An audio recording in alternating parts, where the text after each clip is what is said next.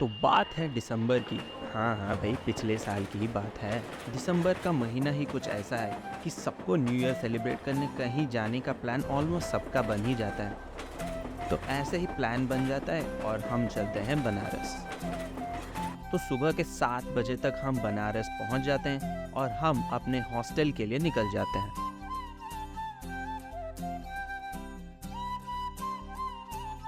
तो हमारे हॉस्टल का नाम था इंटरनेशनल ट्रैवलर्स हॉस्टल। ये सिर्फ नाम में नहीं था, यहाँ एक्चुअली में बाहर से लोग आके रह रहे थे। तो नहा धो के फ्रेश होके हम चले बनारस दर्शन के लिए। दिसंबर का महीना हो, सर्दी का मौसम हो, चाय की चुस्की के साथ सुबह सुबह अगर ब्रेड टोस्ट मिल जाए तो क्या ही कहना। तो इसी चीज को ढूंढते ढूंढते हम पहुंच जाते हैं लक्ष्मी टी स्टॉल। पहुंच कर पता चला कि हमें यहाँ चूज कर सकते हैं कि हमें लोकल मलाई चाहिए या अमूल बटर चाहिए। तो हमने चूज किया लोकल मलाई।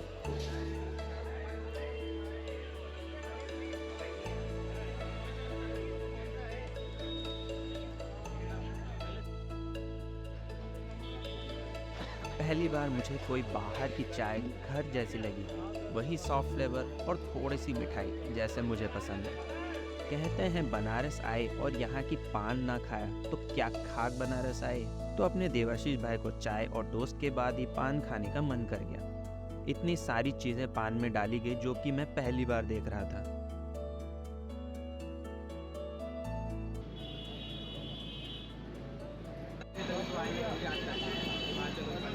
कैसा लगा टेस्ट? बहुत अच्छा है, बहुत ही अच्छा है। How about you bro? सही टेस्ट, बहुत सही है।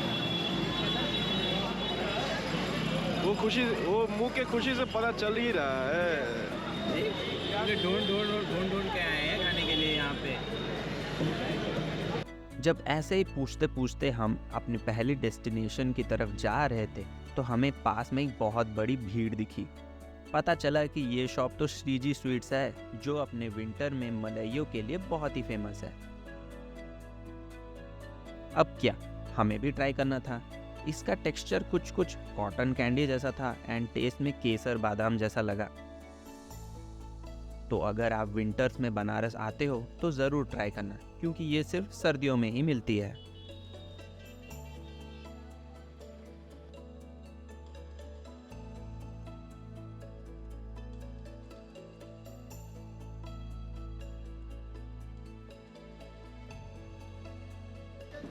अच्छा,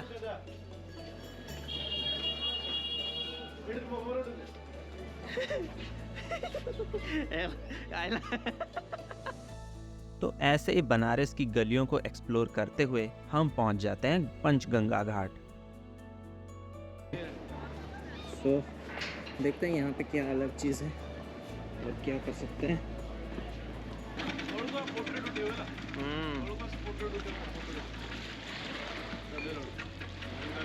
गंगा नदी को देखते ही देवाशीष भाई चले नहाने एंड मैं और अभिषेक एक्सप्लोर करने लगे घाट को। आसपास पूछने पर पता चला कि यहाँ 5 नदियों का संगम हुआ करता था, जबकि अभी सिर्फ गंगा ही बह रही है।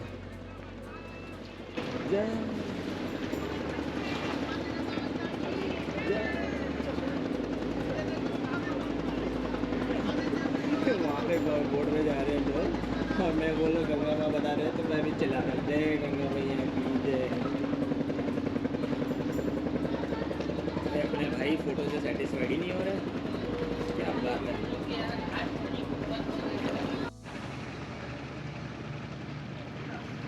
यहाँ पर ऐसे छोटे छोटे श्राइन की तरह बहुत सारे मंदिर बने हुए हैं, जिनमें शिवलिंग और विष्णु भगवान की मूर्तियाँ रखी गई हैं, जिसे लोग आज भी पूजा करते हैं गंगा में नहाने के बाद।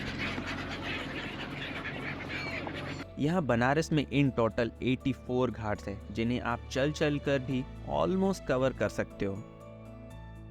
तो पहले हम लोग वहाँ से आए तो वो था पंचगंगा घाट, उसके बाद हमने और 4 घाट कवर कर लिया। सिंस आज हमारा पहला दिन था तो हमने एग्जैक्टली कुछ प्लान तो नहीं किया था, तो हम एक घाट से दूसरे घाट हम लोग घाट हॉपिंग करने लगे। तो ये है गंगा महल घाट, जहाँ पे इस महल को मोस्टली गंगा महल घाट का बोला जाता है।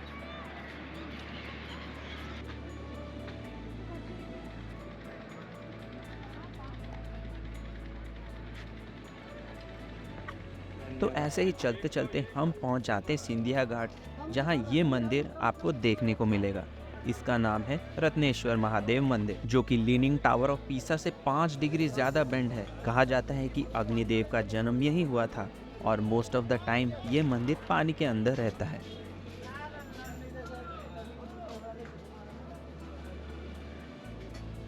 तो इसी घाट के जस्ट बगल में है मणिकर्णिका घाट, जिसे महाश्मशान घाट भी कहा जाता है, क्योंकि यहाँ 24/7 365 डेज चिताएं जलती रहती है। स्मशान को लोग जनरली एक नेगेटिव एनर्जी के साथ जोड़ देते हैं, बट बनारस के लोग इसे एक अलग नज़रिए से देखते हैं। ये स्ट्रेंज लग सकता है, बट ये वो जगह कोई नेगेटिव वाइब नहीं दे रही थी। लोग मानते हैं कि अगर मौत बनारस में हुई और मणिकर्णिका घाट में दाह संस्कार हुआ तो मोक्ष प्राप्त होगा। आखिरी बार गंगा में स्नान करवाया जाता है बॉडी को, और फिर उसमें घी और सैंडलवुड पाउडर डाला जाता है। यहाँ पर सिर्फ डोम जाति के लोग ही बॉडी को रेडी करते हैं, जो दाह संस्कार के लिए लाया जाता है।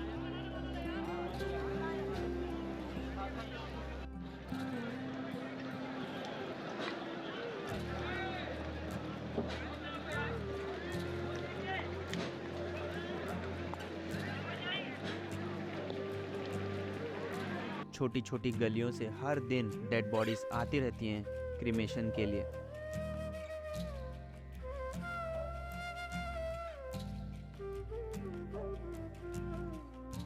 इससे मुझे एक चीज़ तो पता चला कि this is the reality of life. ये जगह हमें यही सिखाती है कि कितना भी मोह माया कर लो अपनी ज़िंदगी में, आखिर में 4 कंधों पे यहीं आना है। तो ज़िंदगी अच्छे से जियो और अपने कर्म करते चलो। आस्था और अंत दोनों यही है। मैं यहाँ वापस आने वाला हूँ रात के 12 बजे और यहाँ की वाइब लेने।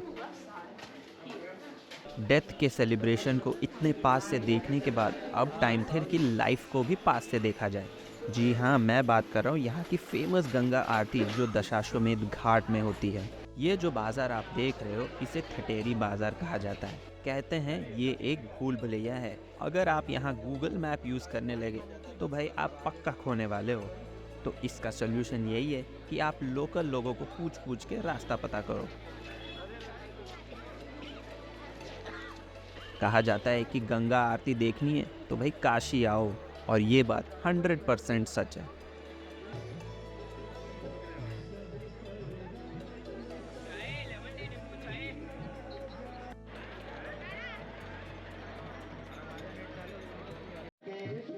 तो यहाँ आरती शुरू हो जाती है 6 बजे। आरती की शुरुआत होती है शंखनाद से, फिर पूरी घाट गूंजने लगती है मंत्र उच्चारण से, और फिर आरती की शुरुआत होती है।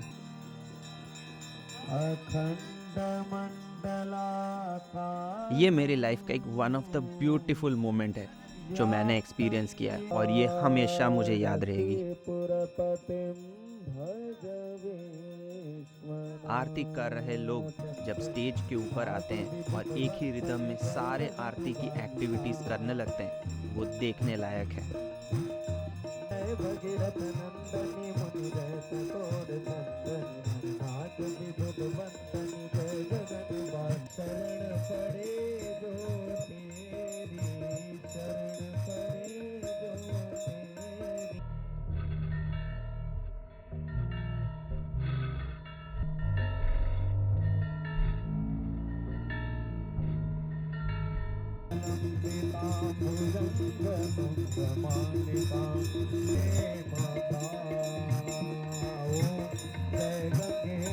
तो कुछ इस तरह हमारा पहला दिन पूरा होता है बनारस में।